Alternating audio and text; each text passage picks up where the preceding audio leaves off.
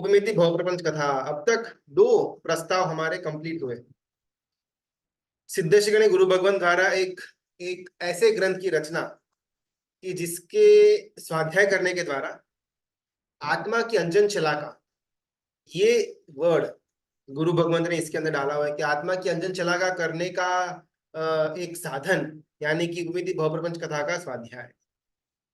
तीसरे प्रस्ताव के अंदर अपन एकदम से एंट्री करें उसके पहले फर्स्ट और सेकंड को एक बेस बना करके क्लियर करते हैं, बिकॉज इसी के ऊपर तीसरे प्रस्ताव की कथा चालू होगी। पहले प्रस्ताव के अंदर मुख्यत्व से सिद्धेश्वर गुरुपाद खुद की बात करते हैं कि मैं कौन हूँ, मैं कहाँ से आया हुआ हूँ, मैं कैसा दिखता हूँ, मैं कहाँ पर पहुंचा हुआ हूँ और किस प्रकार पहुंचा। ये सारी की सारी बातें first person point of view के अंदर सिद्धेश्वर गुरु भगवान प्रथम प्रस्ताव के अंदर करते हैं। अगर हम कहीं पर मीटिंग ऐसा कोई कॉन्फ्रेंस में गए और वहां पर कोई हमारा परिचय देता हो ना कि फलाना नाम महेश है, अरे महेश के पीछे भाई लगाया हुआ होता तो अच्छा होता, आगे डॉक्टर लगाना तो भूल ही गए, अरे हम तो वो ट्रस्ट के ट्रस्टी है, हम तो वो संस्था का संचालन करते हैं, उसका एक बार नाम बोल दिया हुआ होता तो बराबर था। ऐसा 2 3 4 5 अलग अलग विश्लेषण आता, एक हमारा वजूद वहां पर क्रिएट होता, तब जाकर के हमको लगता है कि हाँ भाई यस दिस इज मी। उससे बिल्कुल विपरीत धारा के अंदर प्रथम प्रस्ताव में सिद्धेश्वरी गुरु भगवंत खुद का परिचय देते हैं कि मैं कौन हूं, मैं मनुष्य नगरी की गलियों में घूमने वाला एक भुंड, एक पिग से भी बदतर एक मनुष्य हूं। हमको लगता है कि हमारा कोई एकदम प्रॉपर ऐसे इंट्रोडक्शन दे कि फलाने फलाने भाई इतना तपस्या करते हैं, इतना स्वाध्याय करते हैं, इतना धर्म की आराधना करते हैं, इतने पैसे कमाते हैं, इतना जायदाद इनके पास पड़ा हुआ है, इतना बड़ा परिवार का संचालन करते हैं, इतने अलग अलग मल्टीनेशनल बिजनेसेस, मल्टीनेशनल कंपनीज के अंदर ये डायरेक्टर रह चुके हैं, ये इतनी हमारी एक प्रतिभाओं का लिस्ट हमारे पास रेडी होता है। अगर कहीं पर हम बाहर जाए और वो प्रतिभाओं का लिस्ट कोई हमारे सामने ओपन अप करे, हमको इंट्रो देने के लिए, हमारे बारे में बात करने के लिए, तो हमको मजा आए। उसमें से कुछ अगर कम रह जाता है, कुछ छूट जाता है, तो हम वहां पर याद भी दिला देते कि हाँ हम उसके साथ साथ ये भी थोड़ा बहुत हो जाता है हमसे। और यहाँ पर सिद्धेश्वरी गुरु भगवंत खुद का परिचय देते हैं।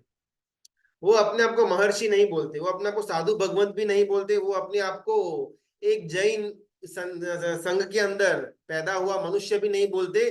मनुष्य नगरी में घूमने वाले नाली का जो भुंड, जो पिग होता है, उससे भी बदतर हालत में मैं घूम रहा था। संसार एक नगर, नगर के अंदर के अलग अलग जात जात के, अलग अलग भात भात के मकान, उसके अंदर अलग अलग जात जात के लोग, उनके बीच में, मकानों के बीच में से जो गलियों के अंदर से रास्ता जा रहा था, उस रास्ते पर हाथ में एक टूटा फूटा एक एक बर्तन, जिसके अंदर उनको खाने की भीख मिलती हो, वो बर्तन लेकर के वो गली गली के अंदर घूमने वाला एक भुंड, एक भिखारी हूं मैं। ऐसा कौन कहते? सिद्धर्षि गणि गुरु भगवंत। स किंचित्वे लभते केवलम परिताम्यति। बस मुझे इस बर्तन के अंदर, ये टूटा फूटा हुआ जो बर्तन पड़ा हुआ है, इसके अंदर खाना मिल जाए तो मैं सुखी सुखी हो जाऊंगा। सिद्धेश्वर गणि गुरु खुद की रजूआत सबसे पहले प्रस्ताव के अंदर इस प्रकार रख देते हैं। आज से हजारों साल पहले हो गए, लगभग 1100 साल पहले ये ये ये मुनि भगवंत हो गए, ये महर्षि भगवंत हो गए, जिनके द्वारा लिखी हुई कथा, और आज के समय के अंदर भी उतना ही इंपॉर्टेंस, उतनी ही वैल्यू जितनी शायद 1000 साल पहले थी। यहाँ पर भले सिद्धेश्वर गुरु भगवंत खुद को एक भिखारी की उपमा दे रहे, निष्पुण्य नाम का द्रमक यानी कि भिखारी, उसकी उपमा भले खुद को दे रहे हैं, लेकिन स्वाध्याय करने के टाइम पर हमको वहां पर अपनी खुद की परिकल्पना करनी होती है। कितने कर्मों के रोगों को, कितने कितने आत्मा के दोषों को शरीर के अंदर हमने, यानी कि वो भिखारी ने दबा करके रखा हुआ है, और उन आत्मा के शरीर के रोगों का भोग बना हुआ वो भिखारी, एक शरीर मिला हुआ है, हर एक भाव के अंदर शरीर मिला, लेकिन हर एक भाव के अंदर शरीर को सिर्फ पुश करने का काम किया। शरीर मेरा कैसे तृप्त हो, इष्ट विषयों का संयोग मुझे कैसे हो, इंद्रियों को किस तरह से मैं तृप्त करूं, इसी विचार के पीछे, इसी कार्य के पीछे हमारा हर एक भाव निकल गया। दुकान पर जाना यानी कि मैं मेरे विषयों की, मैं रागों की तृप्ति कर रहा हूं। ऑफिस में जाकर के बैठना, पैसे कमाने के लिए धन का लोभ कर रहा है, यानी कि मैं मेरे विषयों की आसक्तियों को पूर्ण करना हो, सिनेमा के अंदर जाना, होटल के अंदर जाना, जहां जहां पर हम एक विषय की आसक्ति के लिए भिखारी की तरह घूम रहे हैं, उसी परिकल्पना के अंदर वो नगर में वो भिखारी हाथ में कटोरा लेकर के घूम रहा है, वो अन्न के लिए घूम रहा है, उसको भूख लगी हुई है, हमको विषयों की आसक्ति की भूख लगी हुई है, और उसको पूरा करने के लिए यहाँ पर संसार में घूम रहे हैं। चाहे वो ऑफिस का हो, चाहे वो सिनेमा का हो, चाहे वो होटल का हो, चाहे वो वेकेशन का हो, वो भिखारी के अंदर और हमारे अंदर कोई फर्क नहीं। शायद कपड़े उसके फटे पुराने, हमारे शायद अच्छे नए कपड़े पहने हुए हैं, लेकिन आशय दोनों का सेम टू सेम, विषयों की आसक्ति की पूर्णता करने के लिए अपना पूरा का पूरा भव निकाल देते हैं। ऐसा घूमते घूमते घूमते गलियों के अंदर कभी कभार एक बार एक बहुत बड़े राजमहल के सामने, ये पूरा अपना जो पहला प्रस्ताव हुआ था उसका एक फास्टर रिकैप और कुछ कुछ इंपॉर्टेंट तत्व जिसके बेस के ऊपर अपना तीसरा प्रस्ताव चालू होगा, उसका हम एक छोटा स्वाध्याय करके आगे बढ़ते हैं। उसी मनुष्य नगरी की गलियों में घूमते घूमते कभी कभार एक बार कोई बहुत बड़ा राजमहल जो वहां पर नगर में था, कभी जो इसने देखा नहीं था, वो राजमहल के सामने आकर के खड़ा हो गया और उसको बहुत पुराने टाइम में ऐसा कुछ देखा हुआ था, ऐसा याद आया। और उस समय भी मैं अंदर जाने का प्रयत्न किया हुआ था, लेकिन वो जो चौकीदार था उसने मुझे अंदर जाने को नहीं दिया और मुझे धुतकार करके बाहर निकाल दिया, और मैं वहां से निकल गया और फिर वापस नगर के कोई और एंड पर चला गया। फिर वापस मैं घूमते घूमते घूमते घूमते ये राजमहल के सामने में आकर के खड़ा हुआ हूँ, और ये राजमहल में इस बार जो चौकीदार था वो चौकीदार मुझे अंदर जाने की अनुमति देता है, और वो राजमहल का एकदम टॉप फ्लोर जो 7th फ्लोर था, उस 7th फ्लोर में वो राजमहल का जो राजा विराजमान होता है, उस राजा की कृपा दृष्टि मेरे ऊपर पड़ी। जैसी कृपा दृष्टि मेरे ऊपर पड़ी, मैं अंदर तो गया, और अंदर जाकर के ही वहां पर का जो किचन था, वो किचन जो हैंडल कर रहा था उसको भी मालूम पड़ा कि ये फटे पुराने कपड़े पहना हुआ आदमी अंदर आया हुआ है, तो इसके पीछे राजा की कृपा दृष्टि ही कारण हो सकती है, बाकी ऐसे भिखारी को तो ये राजमहल के अंदर एंट्री सख्त मना है। जरूर हमारे राजा ने इसको अनुमति, इसको कृपा दृष्टि इसके ऊपर रखी हुई होगी, इस कारण से ये अंदर आया, और वहां पर वो जो किचन का जो इंचार्ज था उसको दया आती है कि अगर मेरे राजा ने कृपा दृष्टि इसके ऊपर रखी हुई है तो मुझे भी इसके ऊपर कृपा दृष्टि रखनी चाहिए, बिकॉज वो मेरे राजा है और राजा की जैसी आज्ञा उसकी पालनी उसकी प्रजा करेगी। और वो जो रसोईया होता है, जो किचन का इंचार्ज होता है, उसके पास बहुत सुंदर अंजन था, बहुत सुंदर दिव्य पानी था, और एकदम टेस्टी खीर बनी हुई थी। और भिखारी जो जो सिद्धेश्वरी गुरु भगवान खुद की बात कर रहे हैं, और यहाँ पर हमको अपने आप को फर्स्ट पर्सन के अंदर रखने की बात आती है कि जो मैं फटा फटा हुआ जो टूटा हुआ बर्तन का एक टुकड़ा लेकर के गली गली घूम रहा था, और घूम करके कुत्ते को भी जो जूठा खाना न खाए वैसा जूठा खाना उसके मालिक जो मुझे दान के अंदर दे रहे थे, वो जूठा खाना इकट्ठा करके मैं ऐसा समझ रहा था कि ये मेरी संपत्ति है। और वो बर्तन के अंदर पड़ा हुआ जूठा खाना जिसको लेकर के मैं राजमहल के अंदर गया, अभी सामने जो किचन में इंचार्ज था वो कहता है कि ये आप मुझे दे दो, इसको अपन फेंक देते हैं। और उस समय मेरे दिमाग के अंदर ट्यूबलाइट जलती है कि ये सामने वाले की दृष्टि मेरे ये खाने पर है। इतनी मेहनत से मैंने ये खाना कमाया हुआ है, कितनी गलियों में घूमा, कितने घरों के आगे जाकर के खटखट किया, 50 में से 40 जनों ने मुझे धुतकार करके बाहर निकाल दिया, बाकी 5 ने आंसर ही नहीं दिया, बचे हुए 4 ने दया जताई, एक ने खाना दिया, वो भी अपने कुत्ते का जूठा खाना जो कुत्ता नहीं खा रहा था वो मुझे दिया। ऐसा इकट्ठा करते करते करते मेरा ये बर्तन फुल हुआ है। अभी ये किचन का जो इंचार्ज व्यक्ति है वो मेरा जूठा खाना लेना चाहता है, उसके मन में जरूर पाप पड़ा हुआ है, इसीलिए मुझे इसका त्याग करने को बोल रहा है। ऐसी भ्रमणा, ऐसी भ्रमित अवस्था के अंदर मैं आ गया। ये कौन बोल रहे? सिद्धेश्वरी गुरु भगवंत खुद के बारे में, पूर्व का जो उनका काल रहा हुआ था उसके बारे में ये विवेचन दे रहे हैं।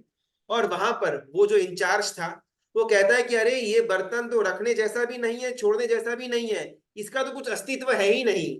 जिस प्रकार शरीर से एक बार मल और मूत्र बाहर निकल जाता है तो इसको त्याग करना नहीं पड़ता है, बस वो अपने आप साइड में निकल जाता है, सिमिलरली इसका कोई वजूद नहीं है। तुझे लगता है कि मुझे इसकी लालसा है, इसके कारण से मैं तुझे त्याग करने की बात कर रहा हूँ। मेरे यहाँ पर तो इससे भी कई ज्यादा स्वादिष्ट वानगियां बनी हुई है, और इससे भी कई ज्यादा बहुकीमती सोना रूपा के बर्तन पड़े हुए हैं। मुझे तेरा ये फटीचर बर्तन बिल्कुल भी नहीं चाहिए। लेकिन फिर भी वो द्रमक, वो भिखारी सोच रहा है कि सामने वाले के मन में जरूर पाप भरा हुआ है। वो रसोई के पास अंजन, यानी कि काजल जो अपन आंख में लगाते हैं, ऐसा एक अंजन पड़ा हुआ था। उसको लगा कि यार इसकी दृष्टि, इसकी आंख जो है बराबर देख नहीं पा रही कि सड़ा हुआ खाना है, और ये खाना खाने के कारण से ही उसके शरीर के अंदर रोग पैदा हो रहे हैं, और ये बेचारा इंसान ये जानता नहीं है, और वही खाने को बार बार खा रहा है, अंदर में रोग बार बार बढ़ रहे हैं। अगर ये खाना खाना बंद कर देगा या फिर अच्छा खाने से रिप्लेस कर देगा, तो इसके शरीर के अंदर के रोग चले जाएंगे। लेकिन उसको ये समझ देगा कौन? और वो समझ तभी आएगी जब वो अच्छी तरह से देख पाएगा कि यार ये तो बहुत ही सड़ा हुआ खाना है, और वो सही उसको दृष्टि आए, करेक्ट पॉइंट ऑफ व्यू मिले। इस कारण से वो इंचार्ज उनको अंजन, विमला लोक अंजन जिसका नाम आता है, वो अंजन देता है। और जैसे अंजन दिया, पूरा एचडी क्वालिटी के अंदर वो भिखारी को दिखना शुरू हो गया। अरे बाप रे, ये तो पूरा सड़ा हुआ बासी खाना है, इसके अंदर तो पूरे कीड़े मकोड़े घूम रहे हैं, और ये खाना मुझे दान के अंदर मिला था, और इस खाने को लेकर के मैं अभिमान कर रहा था कि भाई ये मेरा खाना, मेरा खाना, कोई इसको लूट करके न चले जाए। मेरे सामने अगर इंद्र भी खड़ा हो जाए तो इंद्र को भी मैं डाउट की नजर से देखूंगा कि कहीं इंद्र मेरे खाने को लेने के लिए तो नहीं आया हुआ ना। इस अवस्था के अंदर मैं पड़ा हुआ था। अच्छा हुआ कि ये भले किसान ने मुझे अंजन किया, मेरा आंखों का जो कचरा था वो दूर किया, और मुझे ये एज इट इज देखने का अवसर प्राप्त हुआ। इसको सम्यक्त्व कहा गया हुआ है, सम्यक दर्शन। पूरी घटना के अंदर द्रमक यानी कि हम संसारी जीव, वो राजमहल यानी कि जिन शासन, 7वें फ्लोर के ऊपर जो राजा, सुस्थित राजा विराजमान है, यानी कि तीर्थंकर परमात्मा, वो रसोईया यानी कि जो किचन का इंचार्ज है, यानी कि सदगुरु भगवंत, उनके पास 3 वस्तुएं हैं, विमला लोक अंजन, तत्व प्रीतिकर पानी, और परमा अन्न यानी कि खीर। ये 3 वस्तु यानी कि सम्यक दर्शन, सम्यक ज्ञान और सम्यक चारित्र। जैसे ही वो ध्रमक उसको ये विमलालोक अंजन हुआ, उसका वो कंप्लीट ये क्लियर हो गया, और मालूम पड़ा yes, he is absolutely right, ये तो पूरा सड़ा हुआ खाना है, ये तो फेंक देने जैसा ही है, और फेंकने की बारे में सोच रहा है। लेकिन फिर वापस दिमाग के अंदर विचार आता है, अरे इतना डिफिकल्टी से कमाया हुआ है, बहुत घूमा था मैं इसके लिए, कितने घरों को ठोकर मारी हुई थी। चलो ठीक है, मैं अभी तो नहीं खाऊंगा इसको, लेकिन मैं पैक करके रख देता हूँ, घर पे जाकर के मेरी बीवी को, मेरे बच्चों को ये दे दूंगा, ताकि एटलीस्ट वो लोग तो इसका स्वाद ले पाए। और तब वो जो इंचार्ज था, रसोईया था, उसको लगता है कि स्टेप 2 पर जाने का टाइम बना हुआ है, और अभी तत्व प्रीतिकर पानी पिलाने का प्रयत्न कर रहा है।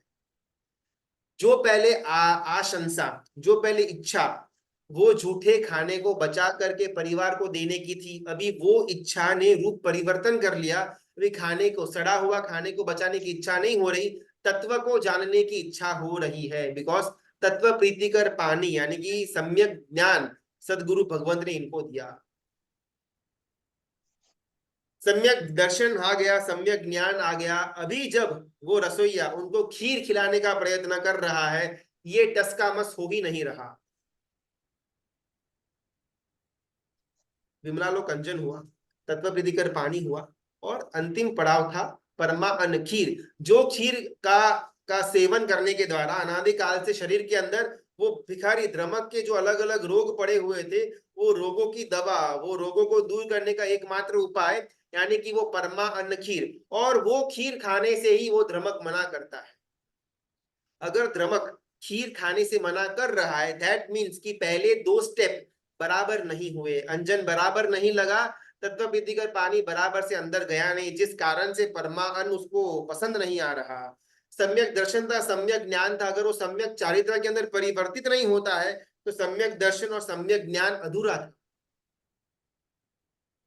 ज्ञानस्य फलम वीरति, ज्ञान के बाद वीरति का स्टेप अवश्य आएगा, भले समय लगेगा, 2 साल, 20 साल, 2 भव, 20 भव, डजेंट मैटर, लेकिन सम्यक ज्ञान के बाद सम्यक चरित्र की भूमिका अवश्य आकर के ही रहती है। अगर वो नहीं आती है, जीव विपरीत दिशा के अंदर चला जाता है, तो सम्यक ज्ञान था भी नहीं। ये प्रथम प्रस्ताव के अंदर सिद्धशिखनी गुरु भगवंत एक फाउंडेशन बांधते हैं कि पूरी कथा के अंदर जो उपमा, उपमेय और हेतु के द्वारा यानी कि एक होगा उपमा, एक होगा उपमेय और एक होगा हेतु। ये खाने वाला उपमा नहीं, लेकिन कंपैरिजन करने वाला उपमा। अगर किसी का फेस या किसी का रूप अगर हमको पसंद आता है तो हम उनको जनरली बोलते कि भी आपका एकदम चांद जैसा सुंदर चेहरा है।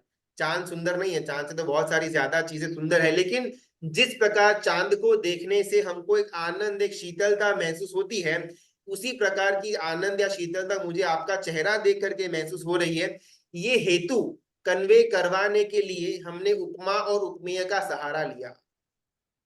उपमा था चांद और उपमेय था चांद जैसा सुंदर चेहरा, और हेतु था कि जिस प्रकार चांद को देखने से हमको आनंद की एक अनुभूति होती है, सिमिलरली आपका चेहरा देखने से मुझे भी आनंद की अनुभूति होती है। इसको अपन उपमा उपमेय और हेतु कहते हैं। सिमिलरली ये प्रथम प्रस्ताव के अंदर ये फॉर्मूला सिद्धश्री गुरु भगवान ने सेट किया कि पूरी कथा के अंदर एक उपमा होगा, एक उपमेय होगा और एक हेतु होगा। उपमा यहाँ पर भिखारी की दे रहे हैं, उपमेय संसारी जीव, और हेतु क्या है?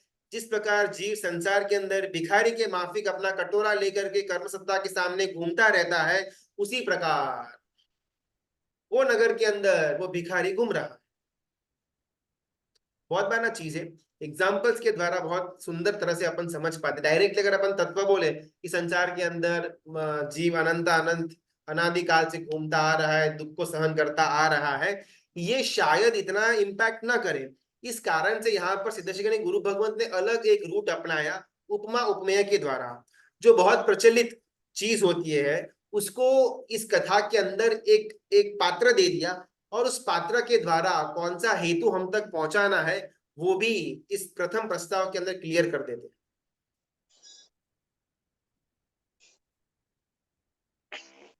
निष्पुण्य नाम का द्रमक, कुछ बोलना नहीं है तो म्यूट पर। हमारा यानी कि संसारी जीव का उत्थान सबसे पहले प्रस्ताव के अंदर जो बात करते हैं कि नहीं हो रहा, इसके पीछे अगर कोई एक कारण हो तो वो है अभिमान, अहंकार। ये मेरा है, ये मैंने कमाया हुआ है, ये मेरा फटीचर वाला बर्तन है, ये मेरी मेहनत से आया हुआ है, मैं इसको नहीं छोड़ सकता। मैं आपको क्यों दूं? आपको मेरे पास से ये छीनना है, आपको मेरी संपत्ति लेकर के जाने की है। ये हर एक जगह पर जो मैं लगाते रहते हैं, जिसको अपन अभिमान या अहंकार बोलते हैं, उसको सबसे पहले प्रथम प्रस्ताव के अंदर व्यक्त किया। जब तक जीव के अंदर से अहम अहंकार मैं पना नहीं जाएगा, तब तक धर्म का प्रवेश हो नहीं सकता। बहुत बार ना ऐसा भी होता है कि हम दान देते नहीं है, हम अहम को लेते हैं। मुझे देव द्रव्य के अंदर, परमात्मा की भक्ति के अंदर दान देने में इच्छा कम, लेकिन वहां पर मेरा अहम बढ़े इसका मुझे इच्छा ज्यादा होती है। गौशाले के अंदर जीव दया के नाम से दान देने के लिए मेरी दान की इच्छा, देने की इच्छा कम, लेकिन वहां पर मेरा नाम तख्ती के ऊपर जो आएगा उसकी इच्छा ज्यादा। दान भी देने के अंदर भाव कम, उसके यार द्वारा देखो नहीं अहम बनता की यार, जो मैं खोल प्राप्ति रही होती है उसमें हमको मैं खोल इच्छा, रुचि ज्यादा होती है। खोल रही हूँ मैं। है अगर कुछ बोलना नहीं तो म्यूट पर चले जाएंगे तो बेटर होगा। अभिमान, अभिमान का त्याग वो सबसे प्रथम प्रस्ताव के अंदर सिद्धश्रेणी गुरु भगवंत रखते हैं। त्याग करना डिफिकल्ट है, त्याग का राग उससे भी ज्यादा डिफिकल्ट है। राग का त्याग परम डिफिकल्ट। वापस, त्याग करना ना डिफिकल्ट है, त्याग का राग न करना उससे ज्यादा डिफिकल्ट है। राग का ही त्याग करना सबसे ज्यादा डिफिकल्ट है। आज कैसी स्थिति है ना, एकदम एकदम अगर अपन फेयर बात करें तो अगर मेरे पास 1 करोड़ रुपए है तो मैं अकेला नहीं रहेगा। मेरे जैसे तो बहुत सारे लोग भारत भर के अंदर आउट ऑफ इंडिया भी रहेंगे जिनके पास 1 करोड़ की संपत्ति होगी। मुझे 1 करोड़ की संपत्ति का अभिमान है, मुझे अहंकार है, मैं समथिंग, आई एम समथिंग, मैं करोड़पति बनने वाला हूं। ये एक स्थिति पर मैं करोड़ रुपए को लात मार के आगे बढ़ रहा हूं, इसमें अलग ही लेवल का अहंकार आता है। अरे करोड़ रुपया तो सबके पास होता है, लेकिन करोड़ रुपया होने के बाद भी लात मारने की ताकत कितनों में? बहुत कम, मुझ जैसों के अंदर। करोड़ रुपया रखना अहंकार आता है, करोड़ रुपए का त्याग करने के बाद का जो अहंकार होता है वो बहुत डिफिकल्ट होता है। यहाँ पर सिद्धेश्वर गुरु भगवान यही बात समझाते हैं। त्याग करना अघरा है, 1 करोड़ रुपया उसका जो अभिमान है ना, वो एक लेवल होगा। त्याग का राग, मैंने 1 करोड़ को लात मारी, पूरे भारत में पूरे विश्व में ऐसे तो कितने लोग होंगे जो खुद की करोड़ों की संपत्ति को लात मारते होंगे, I am one of them, I am something. ये हुआ त्याग का राग। त्याग और त्याग का राग, जब तक ये दोनों हमारे से दूर नहीं होगा, तब तक धर्म के अंदर हमारा प्रवेश नहीं हो सकता। हर एक चीज के अंदर मैं करता हूँ, ये मैंने किया, ये मेरा है, ये मेरे द्वारा हुआ, ये मैंने प्राप्त किया हुआ है। जहां जहां पर मैं आता है, वहां पर अगर म को अगर अपन मिटा देंगे, वहां से धर्म की शुरुआत होगी। हमने जिन शासन बहुत बार प्राप्त किया, दीक्षा भी बहुत बार हमने ली हुई है, सदगुरु भी बहुत बार मिले, सदगुरु की आज्ञा भी बहुत बार पाली हुई है, लेकिन एक जगह पर जहां पर हम मिस आउट हो गए, वो था ये अहंकार। एज अ शिष्य मैं सदगुरु भगवान को सब कुछ करूंगा, आप बोलो उतना मैं आपकी व्यावच करूंगा, आप बोलो उतनी आज्ञा का पालन करूंगा, आप बोलो उतना स्वाध्याय करूंगा, आप बोलो उतनी बार मैं गोचरी लेने के लिए जाऊंगा, आप बोलो उतनी तपती गर्मी के अंदर मैं चलूंगा, लेकिन मेरी इतनी ही रिक्वेस्ट है कि मेरे अहंकार को ठेस मत पहुंचाना। जहां पर आपको उचित लगे वहां पर आप मेरा नाम यूज कर देना कि भाई ऐसा ऐसा मेरा शिष्य है, वो इतनी अच्छी अच्छी चीजें करता है। अगर आप ऐसा बोलते जाओगे तो उसे डबल स्पीड के अंदर मैं आपकी वयावच करूंगा। द मोमेंट आपने मेरे बारे में बोलना बंद कर दिया, मेरे द्वारा आपको जो मिल रही थी वो भी चीजें मैं बंद कर दूंगा। हमारा बस यही रवैया, भले अपन बाई बार ऐसा बोलेंगे नहीं। अगर हम किसी गुरु भगवान को मानते हैं, जानते हैं, उनके संपर्क में काफी सालों से उनसे हमारा समागम है, और अभी आप उनके वंदन करने के लिए जाओ, उन्होंने आपकी तरफ देखा नहीं, आपको बुलाया नहीं, आपसे बातचीत नहीं की, वो अपने काम में व्यस्त थे, नेक्स्ट टाइम हमारा जाने का मन कितना होगा? अरे उनके पास तो समय होता ही नहीं है। इससे तो अच्छा है अपन कोई और गुरु भगवान के पास जाकर के धर्म की चर्चा करेंगे, वो तो बहुत ज्यादा व्यस्त है। हमको उनके पास से धर्म की चर्चा करने को नहीं मिली उसका दुख नहीं है, उन्होंने हमको हालचाल क्यों नहीं पूछा उसका दर्द ज्यादा। हमने गुरु भगवान को विनंती की संघ के अंदर विराजमान है कि भाई आप मेरे घर पर पधारिए, प्लीज मुझे सुपात्र दान का लाभ दीजिए, हमको तो बहुत कम अवसर मिलता है, आप इस बार मत चूकना। गुरु भगवान को हमने 2 दिन 3 दिन रिक्वेस्ट किया, तीनों के 3 दिन गुरु भगवान बाहर निकले गोचरी लेने के लिए, लेकिन हमारे घर पे नहीं आए, बाकी हर एक घर के अंदर गए। हमको कितना दुख होगा, मुझे सुपात्र दान का लाभ नहीं मिला इसका दुख ज्यादा, या सुपात्र दान का लाभ नहीं मिला उसका दुख ज्यादा। ये अहंकार ना एकदम कंप्लीटली वो धर्म क्रिया के पीछे की साइड बैठ जाता है, और हमको मालूम भी नहीं होता है कि एक्चुअल में हमको धर्म नहीं हुआ उसका अफसोस कम, लेकिन मैं वहां पर हाईलाइट नहीं हो पाया उसका अफसोस ज्यादा। ध्रमक नाम का वो भिखारी, सॉरी निष्पुण्य नाम का ध्रमक, ध्रमक यानी कि भिखारी, निष्पुण्य नाम का ध्रमक, वो ऐसे गली में घूमते घूमते राजमहल के अंदर पहुंचा, और वहां पर वो रसोईया का जो इंचार्ज था, सदगुरु भगवान थे, 3 वस्तु देते हैं, और आखिरी में वो जो परमा अन्न खीर है उसको खाने से ये ध्रमक मना कर देता है, I can not accept it.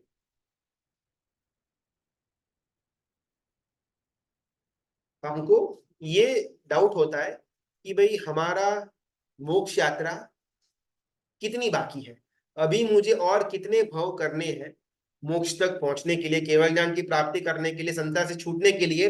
और यहाँ पर सिद्धेश्वरी गुरु भगवंत कहते हैं कि अगर हमारे अंदर अहंकार गायब नहीं हुआ, अगर हमारे अंदर अहंकार नेस्तनाबूद नहीं हुआ, तो मोक्ष यात्रा कब पूरी होगी वो प्रश्न उचित नहीं है। हमारी मोक्ष की यात्रा शुरू ही नहीं हुई।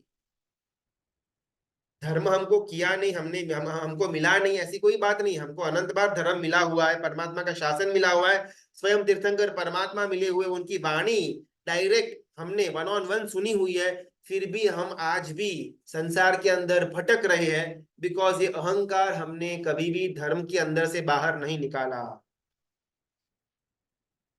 सिद्धेश्वरी गुरु भगवंत खुद महर्षि है, लेकिन खुद परम कारुणिक है, खुद वो ग्रंथ के रचयिता है, खुद वो साहित्य के सर्जनकार है, खुद वो उपमा उपमेय और हेतु को सेट करने वाले हैं, लेकिन फिर भी अपने आप को भुंडा भिखारी बोलते हैं।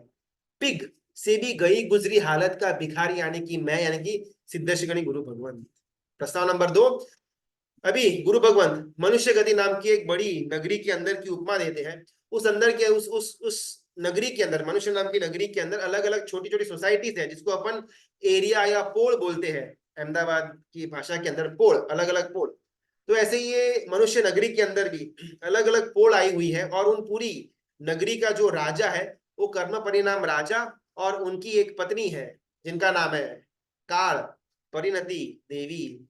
कर्म सत्ता को यहाँ पर एक राजा की उपमा दी गई हुई है, इसको बोलते उपमा अलंकार। अगर किसी को लिटरेचर का, साहित्य वगैरह का पढ़ने का अगर शौक होता है ना, तो साहित्य के अंदर हमेशा अलग अलग अलंकारों के द्वारा कथा हो या तत्व हो समझाने में आता है। कहीं रूपक अलंकार होता है, कहीं बिंब अलंकार होता है, तो कहीं पर उपमा अलंकार होता है, तो कहीं पर निन्नव अलंकार होता है। एग्जाम्पल, ये आदमी सिंह जैसा है, इसको उपमा अलंकार कहा जाता है। ये आदमी सिंह ही है, इसको रूपक अलंकार कहा जाता है। जंगल में सिंह है, शहर के अंदर आदमी है, इसको बिंब प्रतिबिंब अलंकार कहा जाता है। ये आदमी ही नहीं है, ये तो सिंह ही है, इसको निन्हव अलंकार कहा जाता है। ऐसे अलग अलग प्रकार के अलंकार आते हैं जिसके उपयोग के कारण से श्रोता या वाचक तक एग्जैक्टली वो तत्व को पहुंचाया जाए। और हमारे यहाँ पर इस कथा के अंदर सिद्धेश्वरी गुरु भगवान कंप्लीट कथा उपमा अलंकार के अंदर लेकर के गए। कहीं पर डायरेक्टली कोई भी संवेदना या फिर कोई भी तत्व समझाने का प्रयत्न नहीं कर रहे हैं, लेकिन कथा के अंदर के पात्र एक दूसरे से बात करते हैं, और वो पात्र हमारे अंतरंग विश्व के पात्र। कर्म परिणाम नाम के महाराजा यानी कि कर्म सत्ता, उनकी एक पत्नी काल परिणति देवी, और वो उनकी मनुष्य गति नाम की जो राजधानी है, जो कैपिटल सिटी है उनके कंप्लीट एम्पायर का, वहां पर ये दोनों विराजमान है। उनका बड़ा दिख रहा है बेटा है जिनका नाम है महामोह, और वो छोटे मोटे बहुत सारे दिख रहे हैं, राग द्वेष वगैरह वगैरह, लेकिन ये महामोह उन सारे छोटे भाइयों का आगेवानी है, उनका लीडर है। उनके नीचे ज्ञानावरणीय दक्षिणावरणीय अलग अलग छोटे छोटे कर्म वो अलग अलग भाइयों के रूप में राजा और रानी के साथ घूमते रहते हैं। ये पूरा का पूरा हमारा अंतरंग विश्व को बहिरंग विश्व बाहर में एक एक पात्र के रूप में दिखाने का प्रयत्न इस कथा के अंदर करने में आया है। संसारी जीव, कर्म परिणाम राजा यानी कि कर्म परिणति, काल परिणति, महामोह, ये सब कुछ इस दूसरे प्रस्ताव के अंदर ये पात्रों का इंट्रोडक्शन होता है। इन पात्रों के अलग अलग बातों के द्वारा, इनके अंदर के कॉन्वर्सेशंस के द्वारा हमको मालूम पड़ता है कि एक जीव का सफर निगोद से कैसे शुरू होता है और किस प्रकार मनुष्य की गति तक पहुंचता है। निगोद आया, एक इंद्रिय है, बेन्द्रिय है, तेन्द्रिय है, चौरिंद्रिय है, फिर पंचेंद्रिय के अंदर तिर्यंश की गति के अंदर गए, और फिर आखिरकार उनको एंडिंग में पुण्योदय नाम के पुरुष के साथ मिलन होता है, और वो जीव को मनुष्य गति के अंदर स्थान मिलता है। और ये जीव संसारी जीव के साथ उसकी पत्नी हर एक भव के अंदर साथ में होती, जिसका नाम है भवितव्यता। यदा ज्ञापयति देवी, वो पत्नी जो भी ऑर्डर करे, वो हस्बैंड यानी कि जो संसारी जीव है उसके पास एक ही उत्तर होता है, यदा ज्ञापयति देवी, जैसी देवी की आज्ञा। और आखिरी भव के अंदर जो वो देवी ने, जो पत्नी ने गुटिका दी, यहाँ पर उपमा है गुटिका, उपमेय है आयुष्य कर्म। हेतु क्या है? रूप परावर्तन जिस प्रकार गुटिका के खाने से होता है, सिमिलरली आयुष्य कर्म भी जीव का रूप परिवर्तन करता है। दूसरे प्रस्ताव के अंदर हमने गुटिका नाम का कॉन्सेप्ट समझा हुआ था कि कर्म परिणाम राजा कैसे गुटिका को उसकी जो बड़ी बहन है उनको दे देते हैं, और वो काल क्रम से भवितव्यता के पास पहुंचती है, और भवितव्यता हर एक जीव को अपनी मर्जी की गुटिका देती रहती है। और जैसे ही एक भव पूरा हुआ, वो गुटिका एक्टिवेट होती है और सेकेंड भव के अंदर लेकर के जाती है। आवश्यक निरुक्ति ग्रंथ के अंदर बहुत सुंदर एक कथा आती है चंड प्रद्योत राजा की। वो चंड प्रद्योत राजा किसी और नगर की दासी के मोह में आ जाता है, और वो दासी वित्त भय पट्टन नगर की दासी होती है, और जिनका राजा उदयन राजा होता है। हमको सिर्फ गुटिका तक पहुंचना है, पूरी कथा के अंदर नहीं जाएंगे। अभी वो जो दासी थी, वो दासी एकदम कंप्लीटली कुरूप थी। वो अपने रामायण देखते थे तब उसमें वो कैकेयी के साथ जो मंत्रा आती थी ना, बस ऐसी झुकी हुई, पूरा खंड निकला हुआ, एकदम बूढ़ी हो चुकी थी, पूरा स्किन एकदम जर्जरित हो चुका हुआ था, दांत निकल गए थे, बाल झड़ रहे थे, ऐसी हालत में वो दासी थी, और वो दासी गुटिका खाने से रूप परिवर्तन हो जाता है, और वो गुटिका के खाने के बाद रूप का जो परिवर्तन हुआ उसके ऊपर किसी और नगर का राजा, चंड प्रद्योत राजा मोहित हो जाता है। अभी कथा के अंदर कैसे आता है, एक श्रावक, उसको मन के अंदर जबरदस्त लगने लगी कि भाई मुझे नंदी वर द्वीप जो है वहां का दर्शन करना है, वहां पर रहे हुए शाश्वत प्रतिमाजियों का मुझे दर्शन वंदन करना है। वैताड़ीय पर्वत, उसके ऊपर आए हुए शाश्वत मंदिरों का दर्शन वंदन करना है, अष्टापद जी के तीर्थ का दर्शन वंदन करना है। अभी ये हाल ही के 2000-3000 साल पहले की घटना थी, तो उस समय में ये सारी की सारी चीजों पर आवागमन बंद था। लेकिन फिर भी ये श्रावक के मन में जबरदस्त एक संकल्प था कि बस मुझे वहां पर दर्शन करना है, और वो साधना करने बैठ गया कि या तो मैं वहां पर दर्शन करूंगा इस भव के अंदर, या मेरा ये भव पूरा हो जाएगा, मैं मृत्यु को एक्सेप्ट करता हूं। इस भव में, इस स्थान से हम अष्टापद नहीं जा सकते, हम नंदीश्वर द्वीप नहीं जा सकते, हम वैताड़ीय पर्वत नहीं जा सकते। ये अर्ध सत्य है। अगर हमारे मन की इच्छा है तो हम इस समय में आज के दिन भी वहां पर जा सकते हैं, और ये कोई भाव की बात नहीं हो रही है, हम पर्सनली वहां पर इस देह के साथ जा सकते हैं, लेकिन संकल्प चाहिए। वो श्रावक ने संकल्प किया, साधना के अंदर जुड़ गए, बस मुझे जीते जी यहाँ पर बैठे बैठे ही इसी बॉडी के साथ मुझे वैताड़ीय पर्वत, मुझे नंदीश्वर द्वीप और अष्टापद महातीर्थ के दर्शन करने, अगर वो करने को मिलेगा तो ठीक, वरना मैं अन्न और पानी का त्याग करता हूँ और यहीं पर अपना अनशन स्वीकार करता हूँ। इतना दृढ़ संकल्प हुआ। 2 4 6 8 दिन निकले और देव वहां पर हाजिर हुए। देवों को हाजिर होना पड़ा, बिकॉज सत्व था।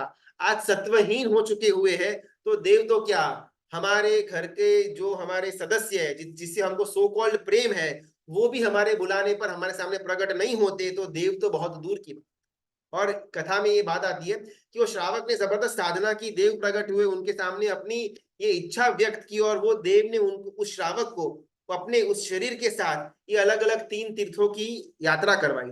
और वहां पर खास करके वीर परमात्मा की जो प्रतिमा जी थी, उनको देख करके जबरदस्त भाव वो श्रावक को आया, और वो श्रावक ने गोशीर्ष चंदन से प्रतिमा जी का निर्माण किया, वीर परमात्मा की प्रतिमा जी का निर्माण किया। और वो प्रतिमा जी को देख करके देव को इतना जबरदस्त भाव आया कि देव ने बहुत सारी गुटिका, यानी कि छोटी छोटी गोली, पिल्स, दवाई अपन जिसको बोलते हैं, वो दवाइयां ये श्रावक को दे दी, और बोला ये दवाई, ये गुटिका आप खाओगे और मन में आप जो विचार करोगे वो आप बन जाओगे। आपको राजा बनना है, गुटिका खाई राजा, रानी बनना है रानी, इंद्र बनना है इंद्र बन गए। आपको मन में जो विचार लेकर के गुटिका खाओगे आप वो बन जाओगे। और वहां से पूरा यात्रा वात्रा कंप्लीट करके वो श्रावक वापस विद्याभाई पट्टन नगर आते हैं, और वहां पर उनको परमात्मा की पूजा करने का मन हुआ। दासी जो राजमहल के अंदर काम करती थी, वो जानती थी कि रानी के आवास के अंदर बहुत सुंदर जिनालय बनाया हुआ है, और जब कहीं पर भी पूजा का ये प्रावधान नहीं हो रहा था श्रावक को, ये दासी उसको हेल्प करती है कि आप आओ मेरे साथ राजमहल के अंदर, अति सुंदर देव विमान तुल्य वहां पर जिनालय है, वहां पर आप भक्ति पूजा करो, कोई प्रॉब्लम नहीं, मैं सब अरेंजमेंट करूंगी। इतना भाव आया वो श्रावक को वहां पर भक्ति करने में कि वो खुश होकर के दासी को फल स्वरूप में एक गुटिका देते हैं। कथा बहुत आगे लंबी बढ़ती है, लेकिन यहाँ पर बात करनी है कि वो गुटिका, वो दासी जो कुब्जा, जो मंत्रा टाइप्स दासी थी, एक गुटिका खाने पर कंप्लीट रूप परिवर्तन, स्वर्ग लोक की अप्सरा, रंभा, उर्वशी वगैरह हो, मेनका, उससे भी अति रूपवान वो कुब्जा का रूप बन गया, और उसके अंदर वो चंड प्रद्योत राजा मोहित होकर के बैठ जाता है। कथा को हम आगे लेकर के नहीं जाते, लेकिन जिस प्रकार गुटिका के अंदर ताकत है कि हमारा रूप परिवर्तन कर सके, सिमिलरली ये कर्म परिणाम राजा और भवितव्यता ने मिलकर के जो गुटिका जीवों को दे करके रखी हुई है, इसके पास भी, यानी कि आयुष्य कर्म, इसके पास भी ये ताकत पड़ी हुई है कि जीवों को अलग अलग रूप के अंदर परिवर्तित कर दे। उपमा, उपमेय और हेतु,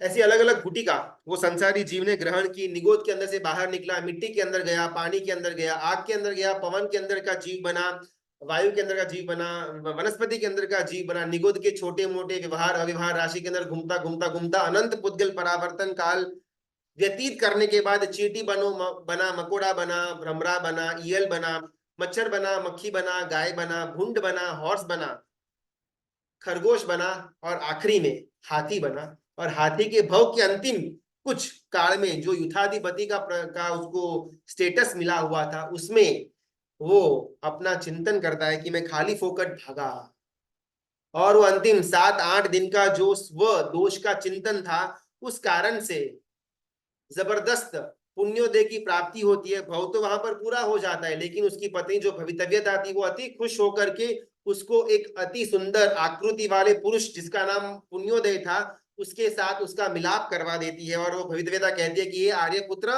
आपके पुरुषार्थ से पराक्रम से मैं अति ज्यादा प्रसन्न हुई हूं, तो आने वाली गति के अंदर ये सुंदर आकृति वाला पुरुष जिसको मैंने पुण्योदय नाम दिया हुआ है वो हमेशा आपके साथ रहेगा, आपकी जो भी इच्छा होगी ये पुण्योदय पूरा करेगा। हमारे पास भी यहाँ पर पुण्योदय है, बाजू में ही बैठा हुआ है, अदृश्य है। जो मैंने इच्छा की वो इच्छा पुण्योदय पूरी करेगा। मुझे खाना खाना है, पुण्योदय खाना खिलाएगा। गर्मी लग रही है, एसी करनी है, पुण्योदय एसी ला करके देगा। अभी मुझे घूमने के लिए जाने का है तो पुण्योदय पूरा का पूरा प्रावधान करेगा। कुछ इच्छाएं जो मेरी पुण्योदय पूरा नहीं कर सकता, उसमें फॉल्ट इतना ही कि मेरा पुण्योदय इतना स्ट्रांग नहीं है जितना किसी और का पुण्योदय होगा। लेकिन आखिरकार ये सारे के सारे पुण्योदय भी भवितव्यता के द्वारा दिया हुआ एक खिलौना है। जब चाहे भवितव्यता वापिस खींच देगी, वापिस हम वो हाथी के भाव में, मच्छर के भाव में, मक्खी के भाव में, कीड़े मकोड़े, वायु, जल, पानी और निगोद, ये यात्रा वापिस रिवर्स में हमारी चालू हो जाएगी। तृतीय प्रस्ताव के अंदर यहां से शुरुआत करते हैं। सिद्धश्रेणी गुरु भगवान जी, मनुष्य गति नाम की नगरी, और इस नगरी के अंदर भरतक क्षेत्र नाम का एक सोसाइटी आई हुई है, जहां पर जयस्थल नाम का एक नगरी है। उसके अंदर पद्म नाम के राजा है, नंदा नाम की रानी है, और उनकी कुक्षी में संसारी जीव का अवतरण होता है, और काल क्रम से वो संसारी जीव का वहां पर जन्म होता है। और माँ को लगता है, वो नंदा रानी को लगता है कि भाई मुझे पुत्र हुआ।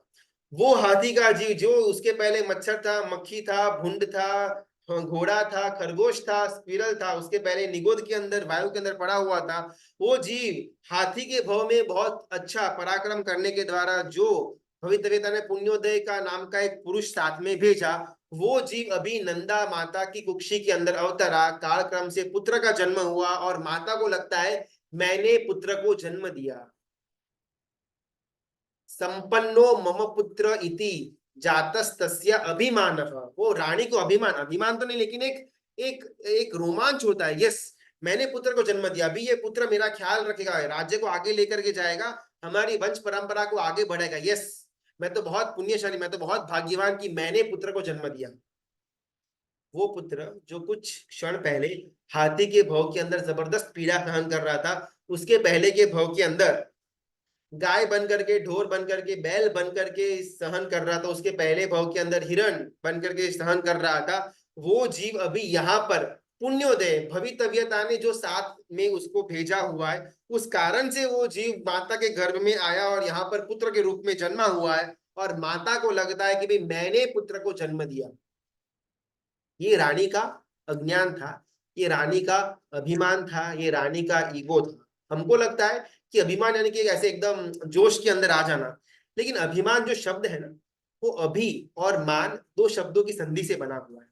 अभि का अर्थ होता है साभिमुख, यानी कि मैं जो मानता हूं, मुझे जो दिखता है, जो मेरे कल्पना के अंदर फिट बैठता है, जो मेरी मान्यता के अंदर बैठता है, उसको अभि या साभिमुख बोला जाता है। मन, मन धातु शब्द है जिसका अर्थ होता है मानना। मेरी दृष्टि में जो बैठा हुआ है उसको मैं मानूं, मेरी मान्यता के अंदर जो फिट हुआ है उसको मैं मानूं, मैं जिसको देख पा रहा उसी को मैं मानूं, इन सबको अभिमान नाम का शब्द यहाँ पर सिद्धेश्वरी गुरु भगवंत देते हैं। अनंत काल से संसार के अंदर जो हमारा भ्रमण हो रहा है, धर्म मिला, गुरु भगवंत मिले, माने कि सदागम मिले, सम्यक ज्ञान, दर्शन, चरित्र सब कुछ मिलने के बावजूद भी अभी भी हमारा संसार कम नहीं हुआ, बिकॉज हमको ये अभिमान साथ में था। पहले प्रस्ताव के अंदर अभिमान का बहुत स्थूल अर्थ करते हैं, तीसरे प्रस्ताव के अंदर स्टार्टिंग में ही अभिमान की व्याख्या को सिद्धेश्वरी गुरु भगवंत चेंज कर देते हैं। साभिमुख, मैंने जो मान्यता के अंदर रखा हुआ है उसी के अंदर दृढ़ता रखना, यानी कि अभिमान। बस मैं ही पैसा कमाता हूं, मैं ही घर के अंदर ये करता हूं, मेरे द्वारा ही ये कार्य होता है, ये सब कुछ अभिमान कहलाएगा। ये पैसा मेरा है, ये भी अभिमान कहलाएगा। ये पुत्र मेरा है, ये भी अभिमान कहलाएगा। हमारी कुछ कुछ मान्यताएं बंद हो चुकी है कि भाई ऐसा संसार है, ऐसा ही जीना पड़ेगा, भले अपन चाहे कितना भी उसके बारे में गंदा बोल दे, बुरा बोल दे, लेकिन आखिरकार जीना तो इसी के अंदर ही है।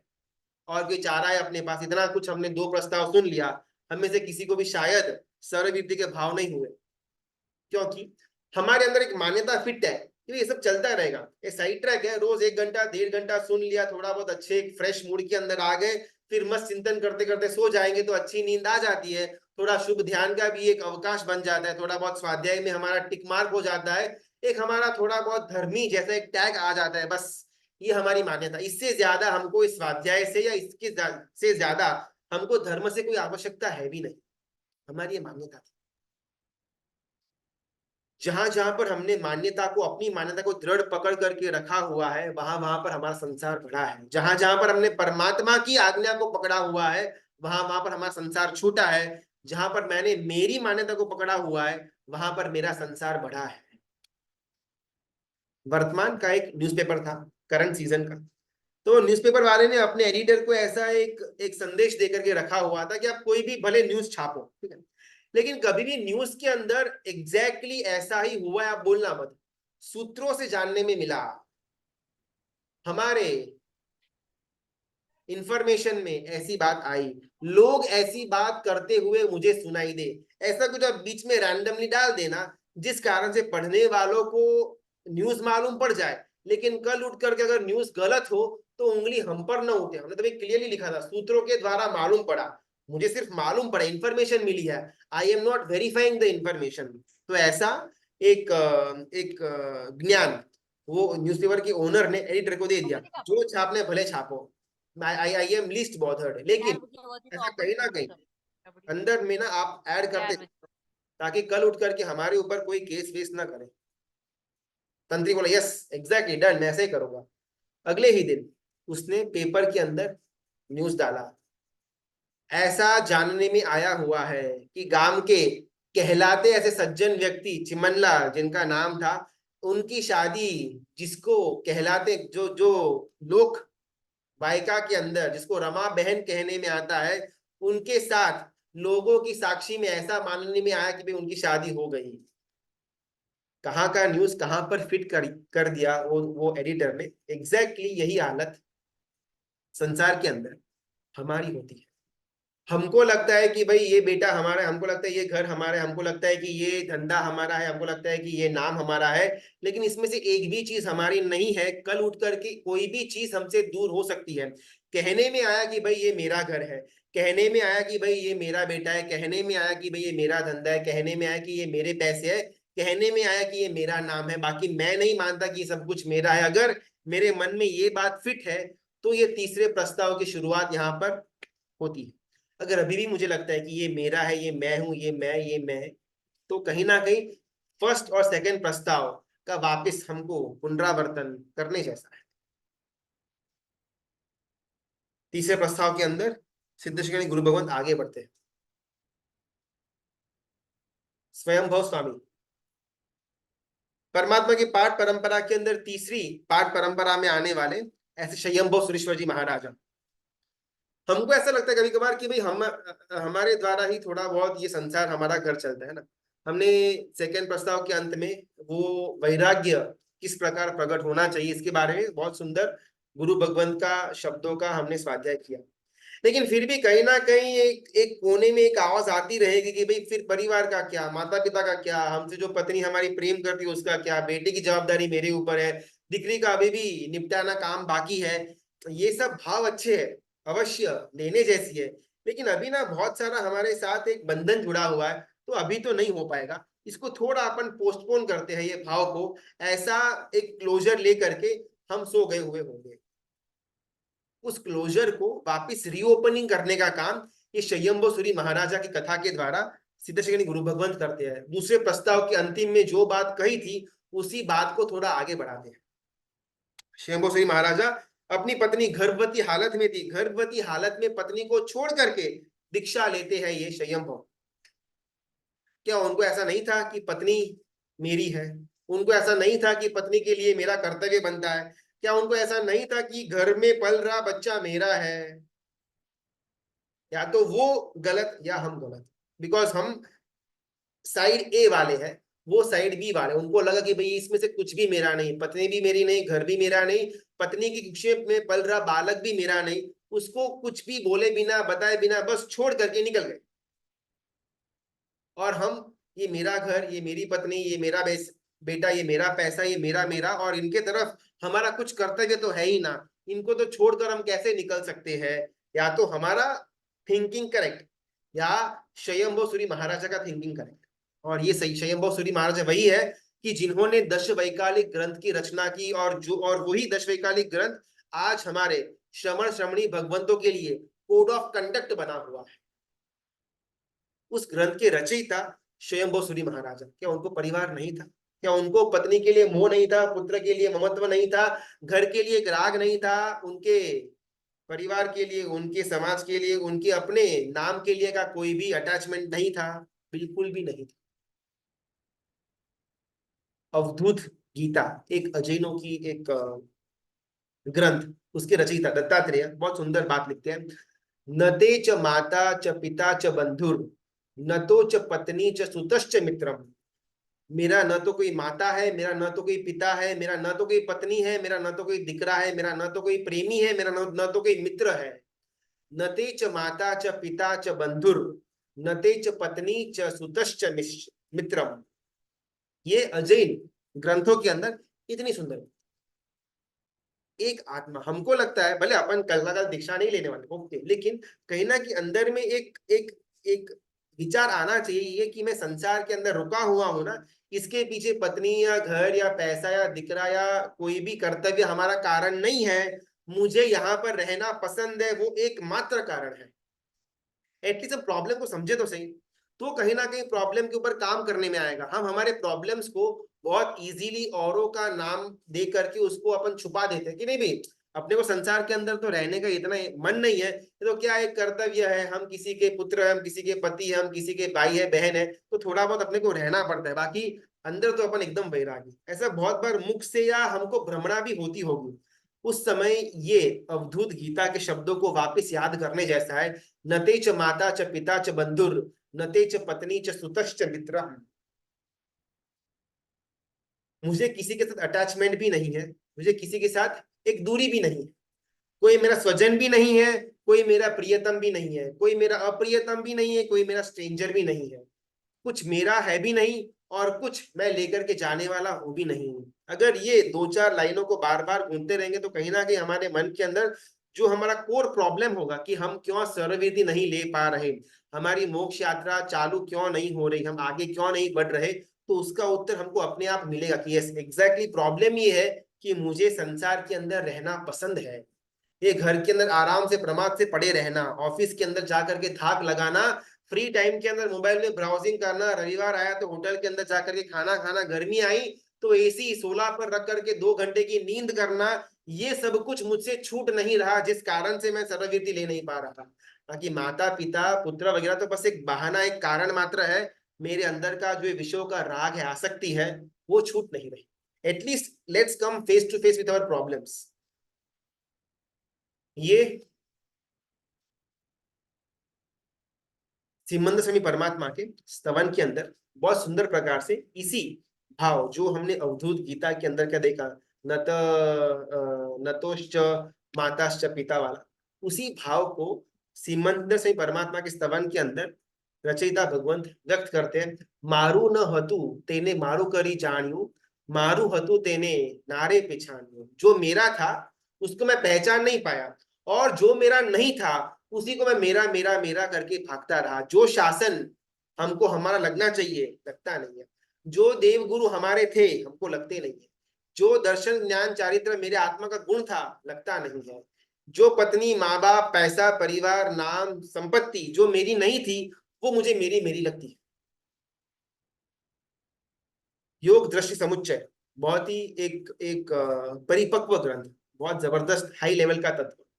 उसके अंदर उनके रचयिता हरिभद्र सूरी महाराजा अलग अलग दृष्टियों की बात करते हैं। उसमें पांचवी दृष्टि के नाम आते स्थिरा दृष्टि। वो स्थिरा दृष्टि का एक्सप्लेनेशन करते वक्त हरिभद्र सूरी महाराजा एक बहुत सुंदर श्लोक का उपयोग करते हैं।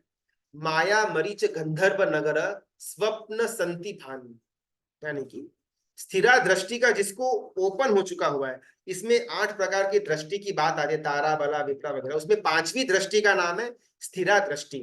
एक ही घटना को हम 8 अलग अलग दृष्टियों से देख सकते हैं, और वो 8 अलग अलग दृष्टि कौन सी, कब कब कौन से समय में कौन सी दृष्टियां खुलती है, और वो दृष्टि खुलने से हमारे अंदर क्या परिवर्तन होता है, ये सारी सारी गहन बातें वो योग दृष्टि समुच्चय ग्रंथ के अंदर परम पूज्य हरिभद्र सूरी महाराज ने लिखी हुई है। उसमें खास करके 5वीं दृष्टि का नाम आता है स्थिरा दृष्टि।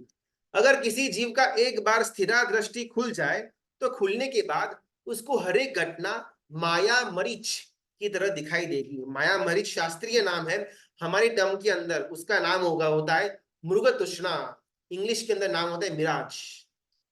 बहुत बड़ा एक डेजर्ट है, पानी से वो प्यासा आदमी घूम रहा है, उसको लगता है बस अभी 10 15 20 कदम चलूंगा और वहां पर एक ओएसिस, एक तालाब आया हुआ है। भागता है भागता है भागता है और पहुंचा, तब मालूम पड़ा ये तो मृगजल था, ये तो मिराज था, यहाँ पर तो कोई पानी था ही नहीं। ओके चलो मैं वहां पर जाता हूँ, वहां पर पानी मिलेगा। ऐसा घूमता रहता है और पास में पहुंचने पर पानी गायब। यहाँ पर हरिभद्र श्री महाराजा कहते हैं माया मरीच गंधर्व नगर स्वप्न संति भान। जिस प्रकार संध्या के टाइम पर ना, अगर थोड़ा बहुत अपने को पूरे दिन की गर्मी से रिलीफ महसूस करनी हो ना, तो टेरेस पर जाना शाम के 6-7 बजे। बहुत सुंदर एक दृश्य होता है, कंप्लीटली सनसेट आया हुआ होता है, एकदम ऑरेंज ऑरेंज कलर का होराइजन होता है, और हल्के हल्के से बादलों के ऊपर एक गोल्डन लाइनिंग आई हुई होती है। और हम फॉर एग्जाम्पल पूरे दिन की गर्मी से थकान से थोड़ा रिफ्रेश होने के लिए अपने परिवार के साथ टेरेस के ऊपर बैठे हुए हैं। 5-7 साल का हमारा बेटा भी हमारे साथ में है, और इतना सुंदर दृश्य देख करके वो हमको कहता है कि पापा पापा वो कितना सुंदर है, अपन चलो वहां पर जाकर के क्यों नहीं रहते, वो कितना सुंदर लाइनिंग वाला क्लाउड है, वहां पर घर बनाए तो। और पापा उस समय बोलते हैं अरे बेटा ये तो बस एक दिखावा है, छल है, यहाँ पर कोई रह नहीं सकता, अभी आधा घंटा होगा नहीं होगा सब गायब हो जाएगा। इसको गंधर्व नगर कहा जाता है। माया मारीच गंधर्व नगर स्वप्न सन्निधान। किसी भी घटना को संसार के अंदर की, चाहे वो शादी की हो, चाहे वो धंधे की हो, चाहे वो घर के अंदर की हो, या पुत्र के जन्म की हो, या पुत्र का शादी की हो, हर एक घटना माया मारीच की तरह जिस जीव को लगना शुरू हो जाए, उस जीव के अंदर 5वीं स्थिरा दृष्टि का उघाड़, ओपननेस आई है, ऐसा समझने में आता है। अगर अभी भी हमको लगता है कि मैं ऐसा भाग दौड़ करूंगा, पैसे कमाऊंगा, मुझे एक एक संपत्ति, एक सुख मिलेगा, मैं इतना इतना अच्छा काम करूंगा तो लोगों के अंदर एक अच्छा प्रतिभा, एक मेरा नाम बढ़ेगा, मैं घर के अंदर अगर इस प्रकार सबके मन मन के मुताबिक जीवन जीऊंगा तो लोगों को मैं प्यारा लगूंगा। ये जो हमारी जो भ्रमणा है ना, उसको यहाँ पर गुरु भगवंत मृग तृष्णा के साथ कंपेयर करते हैं। आज हमारा समय यहाँ पर हो गया। तीसरा प्रस्ताव, उसका बस आज हमने बेस देखा हुआ है। अभी यहां से लेकर के एक एक नगरी, मतलब वो मनुष्य नगरी के अंदर के जो एक एक पात्र है, उन एक एक पात्रों के बीच का जो संवाद है, उस संवाद के कारण से हमको धर्म के अंदर स्थिर करने का काम, सर्ववीरति के अंदर स्थिर करने का काम, भाव सर्ववीरति के अंदर स्थिर करने का काम सिद्ध श्रेणी गुरु भगवंत ये 3rd चैप्टर में करने का प्रयत्न करेंगे। चलिए आज अपन स्वाध्याय को समाप्त करते हैं। वितराग की आज्ञा विरुद्ध कुछ भी बोला हुआ हो तो मिच्छामि दुक्कडम। कल हमारा, हाँ, स्तवन का दिन है, तो आनंदगंज जी महाराजा की जो कृति प्रथम स्तवन ऋषभ जिनेश्वर प्रीतम महारो, उसकी मेरे ख्याल से 4 या 5 गाथाओं का हमने स्वाध्याय किया है। बाकी गाथाओं को हम कल एक बार पूरा करने का प्रयत्न करेंगे। हमें जिनमें सुनने की बहुत इच्छा होती है फैमिली वालों को भी इसमें गुस्सा है, पर उनको हम जो सुनते हैं वो भी सुनने में प्रॉब्लम, इस सिचुएशन में क्या करना घर पे सब। बहुत सुंदर प्रश्न, और इसी प्रश्न को ना डायरेक्टली सिद्ध शिगणी गुरु भगवंत के साथ अपन कंपेयर करते हैं। हमने स्टार्टिंग के अंदर ना उनका जीवन का थोड़ा एक छोटा सा भाग लिया हुआ था कि जहां पर उनको बौद्ध संप्रदाय से जबरदस्त एक प्रीति हो चुकी हुई थी। जैन दीक्षा लेने के बाद, साधुत्व प्राप्त करने के बाद भी उनको बौद्ध की दीक्षा लेनी थी, और 21 बार यहाँ वहां ढोलकी की तरह घूमते रहे, और आखिरकार ललित विस्तरा ग्रंथ की प्राप्ति हुई, और जैनत्व, जैन साधु के अंदर वो स्थिर हुए। और वो सिद्धेश्वरी गुरु भगवंत वो घटना पूरी हो जाने के बाद ये ग्रंथ की रचना करते हैं, और इस ग्रंथ के अंदर खुद को, अपने आप को भुंड बुलाते हैं। भुंड यानी कि पिग। मैं मनुष्य नहीं, परमात्मा का शासन का एक अंग नहीं, मैं साधु नहीं, सर्ववीरधर नहीं, मैं निरतिचार संयम की पालनी करने वाला नहीं, मैं कौन हूं? मैं पिग हूं। उस समय शायद इतना प्रॉपरली इस ग्रंथ को न भी लिया हुआ होगा, लेकिन काल क्रम से आज 1000 साल हो गए, लेकिन उन्होंने उस समय जो एक छोटा सा ये कार्य किया था कि अपने भावनाओं को, अपने अंदर की संवेदनाओं को ग्रंथ का एक रूप दे दिया, तो उसके सहारे आज असंख्य अनंत लोग सर्ववीरति को या फिर वैराग्य को प्राप्त करने का प्रयत्न कर रहे हैं। चाहे कितना भी छोटे से छोटा सा अच्छा कार्य क्यों ना हो, भले वो तात्कालिक फल नहीं दे, लेकिन समय जाते जाते, साल बीतते बीतते वो उसका फल अवश्य देता है। हमने प्रयत्न किया कि हमारे घर वाले, जो भी हमारे जान पहचान वाले थे, वो धर्म में जुड़े, नहीं जुड़ रहे हैं। अगर इस कारण से मैं मेरे मन के अंदर दुर्भाव लेकर के आऊं, तो पूरा का पूरा यहाँ पर डिफीट हो जाएगा पर्पस। सिद्धेश्वर गुरु भगवंत ने ये ग्रंथ लिखा, फॉर एग्जाम्पल ये ग्रंथ उस समय किसी ने पढ़ा नहीं, ऐसे कैसा पढ़ा रहा, कितनी वेदना, अरे इतना मस्त ग्रंथ लिखा, 8 प्रस्ताव लिखे, उपमा लिखो, उपमेय लिखे, इतनी सारा अंदर में कथाएं वगैरह लिखी, सारा कोई पढ़ ही नहीं रहा है, पूरा वेस्ट है, वेस्ट। ऐसा सोचा हुआ तो नहीं होगा, लेकिन अगर ऐसा सोचा हुआ होगा तो भी आज कितना वो ऑड लगता है। आज ये ग्रंथ को जबरदस्त एक एक एक जिन शासन का सर्व मान्य एक शिखर का स्थान दिया गया हुआ है, और शायद आज से 1000-1100 साल पहले ऐसा न भी हो।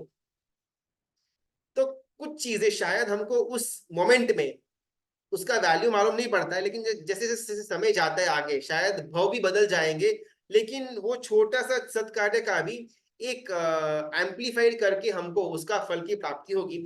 हमको प्रयत्न करते रहना, लेकिन इतना ध्यान रखना कि प्रयत्न करते करते कहीं ना कहीं हमारे मन के अंदर दुर्भाव न पैदा हो जाए, वो बहुत आवश्यक है।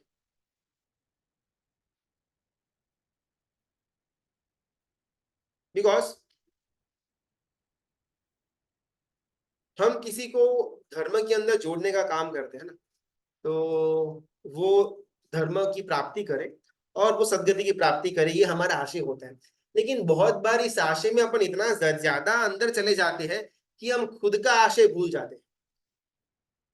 उसने धर्म नहीं प्राप्त किया, उससे ज्यादा हमको इस बात का हर्ट होता है कि मैंने उसको बोला उसने धर्म नहीं प्राप्त किया। वो प्रवचन नहीं सुनता है, भले मेरा घर वाला हो, मेरा बेटा हो, या फिर XYZ हो, मेरा मित्र हो, मेरा मित्र धर्म नहीं सुनता है, इससे ज्यादा हमको इस बात का दुख होता है कि मेरे बोलने के बावजूद भी वो धर्म नहीं सुनता। तो इन दोनों में से हम सेकंड कैटेगरी में तो नहीं है ना, ये चेक करते रहना चाहिए। वो धर्म नहीं सुन रहे हैं, उनके लिए मन में हमको थोड़ा सा बहुत दुख हो, खेद हो, कोई प्रॉब्लम नहीं, लेकिन मैंने बोला और बात नहीं मानने में आ रही है, ऐसा स्टेटस के अंदर हम न चले जाए, ये ध्यान रखने जैसा है। चलिए, मित्रा की आज्ञा विरुद्ध कुछ भी बोला हुआ हो तो मिच्छा में निगम, कल शार्प 9:15 बजे ऋषभ जिनेश्वर प्रीतम महारो को अपन पूर्णता की तरफ लेकर के जाने का एक प्रयत्न करेंगे। इसका बहुत बहुत धन्यवाद, प्रणाम। प्रणाम सर।